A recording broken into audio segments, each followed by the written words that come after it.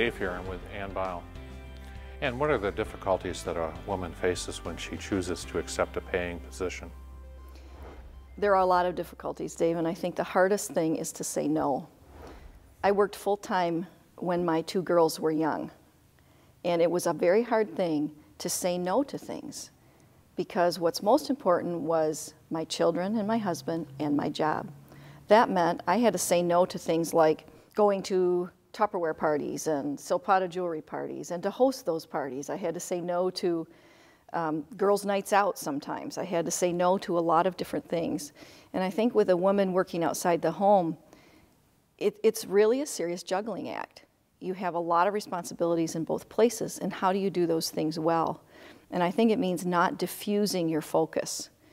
There's also a big thing called guilt, and we moms are all really good at feeling guilt. Women in general are good at feeling guilt.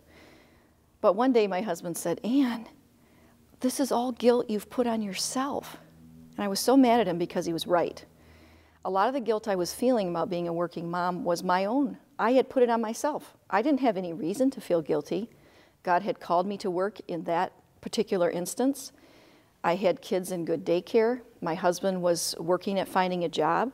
And that's just the way it was. I didn't need to feel guilty about that. So I chose to shed that guilt.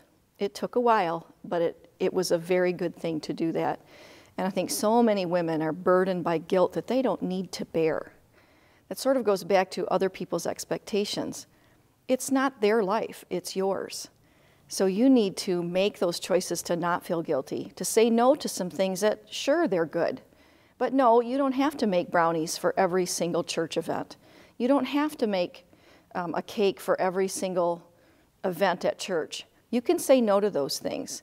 And I think that is one of the key things, is knowing what to say no to, saying no to guilt, and doing your best job. That's where God called you. Be happy in it.